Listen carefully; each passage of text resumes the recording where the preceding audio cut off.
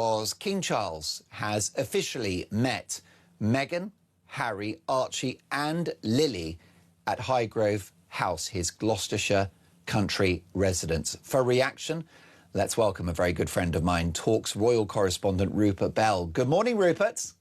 Good morning, Mark. Well, this is a big story and a big development. Yeah, it is. At the heart of it, it's grandparents meets and reunited with his grandchildren. That's the initial thing that you have to look at, the human element of it. But of course, and we've discussed it, it's been a never-ending soap opera to get to this stage. Will Meghan come over? Where were they staying? All that. Will she appear at any of the events that he was scheduled to go to? And then, of course, the court case, which went so horribly wrong for Harry, has added to the... and Meghan, as a result, probably deciding to keep a back seat on all things, including yesterday, where I have to say Harry looked as if he was enjoying himself with his game face on. He did a TV interview. Yes, it was obviously, there was strictly off limits where they could or couldn't go, but it was still him doing what he does best. But where it goes from here, it's strictly private. Will it remain private? And that will be the acid test for the Sussexes and their sort of relationship with the extended royal family. If they can keep all the details quiet, then that might be a step forward in the way that they conduct themselves, going, and particularly relationships with the king, and maybe even down the line with his brother. Well, as always, Rupert, you have reached to the heart of the matter. This will be a private moment from the firm's point of view, but it might not be so private for Meghan and Harry. You just have to worry that this could be more material for another Netflix documentary or a future book. Well, yes, that you've always got that sort of hanging over the royal family's head, because if it was a frosty meeting, you don't know. Look, it was a lovely sunny day, as it had been everywhere in the Cotswolds, and his gardens are magnificent. So I hope the children have had a good chance to run around one of the best gardens in the country and have a normal family experience. I don't know whether they stayed, whether they went back. The feeling is they may be staying at Althorp, but I'm speculating there. But also it throws into... Meghan seems to be desperate to have the links with the royal family, even albeit in these private circumstances, but it shows that they've still got a bit of an olive branch and a bit of a way in to enhance their royal connections. What about Thomas Markle? Does he not get a look in? If she's so keen, you know, Harry, with his father recovering from cancer and still having treatment, you know, the other side, you know, repair the family connections, however hard it might be. And the Markle family is as dysfunctional at times, maybe even more so than our own royal family. So I think, you know, maybe it's the time to take a long, hard look and say, well, perhaps from a PR perspective, we need to seal the deal everywhere. But if you say, quite rightly, if there's anything leaks out, then I'm afraid that will not be a good look for the Sussexes. Now, to be positive, Rupert, I'm happy for the king that he gets to meet his grandchildren for the first time in 4 years, which is a very long time. And I'm also pleased for Archie and Lily to meet their grandfather, who just happens to be the king. So that's a blessing, and I think that's a positive story. And Rupert, I think you'll agree with me, I wouldn't be one to deny those kids to meet their grandfather. However, what sticks in the craw for me, Rupert, is what a public relations triumph this is for the Sussexes, a couple that have done so much damage to the royal family. Well, I'm not sure. Am I being churlish? Well, no, I know where you're coming from, because obviously, as I say, it re-establishes their royal credentials, even, albeit they are no longer working royals. The fact is they can pop in and have tea. I hope they had Highgrove jam, which is far better than the Meghan slop that she calls spread. I got to taste what real produce tastes like from the Highgrove shop. But the point is, I think it is not quite the PR success that they wanted, because they've been told it's private, and private it shall remain. And that will be the test. Now, Meghan as I say, was expected to go to Invictus yesterday, the launch, but actually it was far better for it because everyone would have been focusing on her rather than Harry playing whatever sport it was with various service personnel promoting next year. We got a proper promotion of the Invictus Games, and Harry looked happy, and he does look happy in these circumstances, doing what he does best. And that's the frustration, because when he does this and goes well, you actually realize that Harry has made the biggest mistake of his life and going over to California, because he would have been able to carry on doing this without any problem. The only problem was that his wife didn't really enjoy the lifestyle. Because after watching the reaction to the reported reunion between King Charles, Prince Harry, Meghan, Archie and Lilibet, I couldn't help asking myself one simple question. Seriously. For years, we've been told that Prince Harry should reconcile with his family. We've heard commentators say the rift has gone on for too long, that life is too short, and that healing should come before pride. Now, when reports emerge of a private family reunion, suddenly the story isn't about reconciliation at all. Instead, this is a PR stunt. It's Harry and Meghan are rebuilding their royal brand. It's, can they be trusted to keep this private? And I have to say, watching that TalkTV discussion with Rupert Bell, I couldn't help feeling that some sections of the British media have completely lost sight of the human story.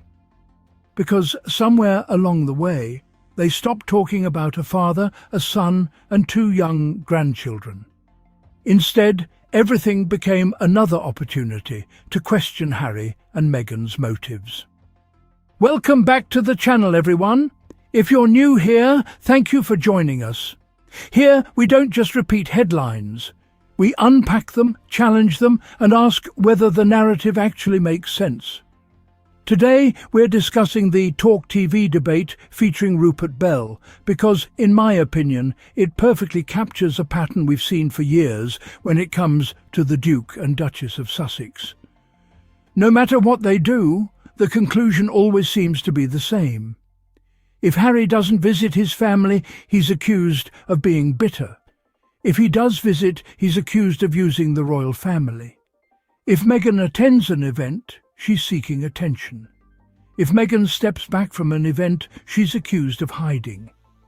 At some point, you have to ask whether the criticism is really about what Harry and Meghan do, or whether some commentators have already decided the outcome before the facts are even known.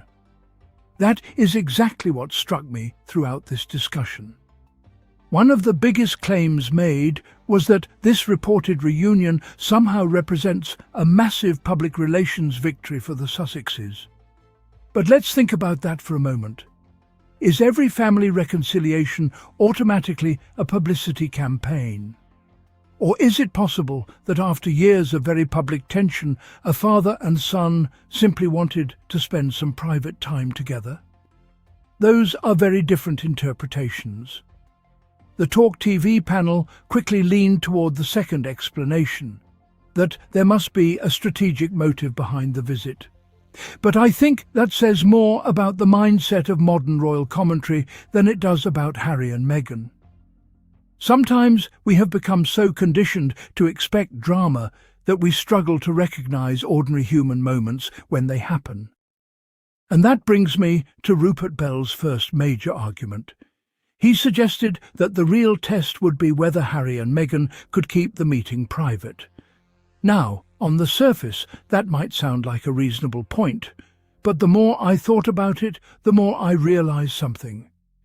If this meeting remains private, as everyone involved reportedly wants, doesn't that actually undermine one of the longest-running criticisms directed at the Sussexes?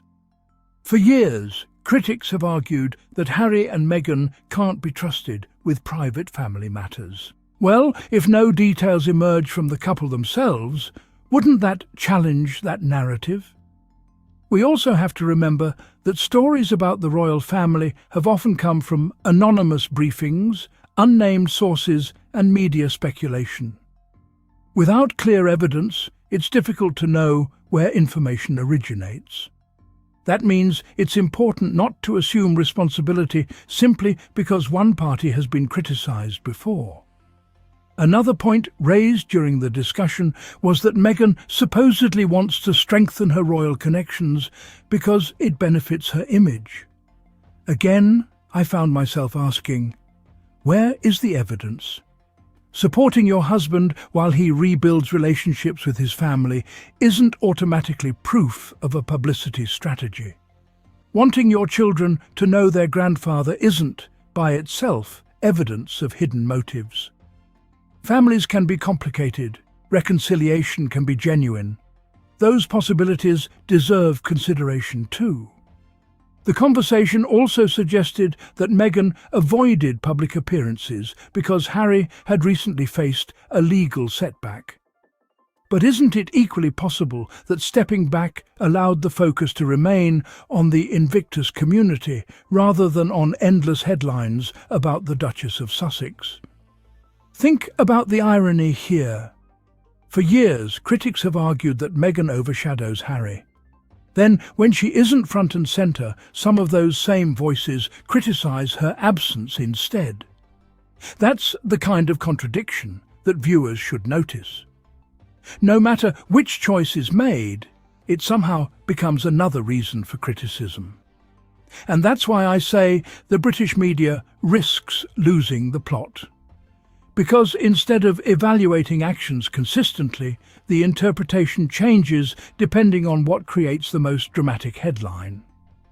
Then we come to one of the most controversial claims in the entire discussion, that Harry's security concerns are essentially a red herring. Whether people agree with Harry's position or not, his concerns have been the subject of lengthy legal proceedings and official decisions.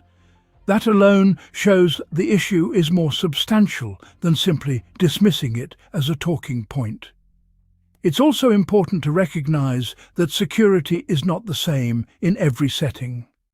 A private visit to a well-protected royal residence is different from attending public engagements involving travel, large crowds, and extensive media attention.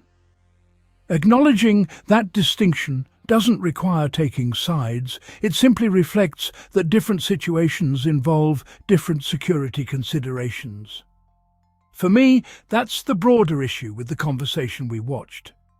Too often, speculation about motives replaced evidence. Rather than asking whether reconciliation could be positive in itself, the discussion kept circling back to hidden intentions and public relations. And perhaps that's the biggest shame of all.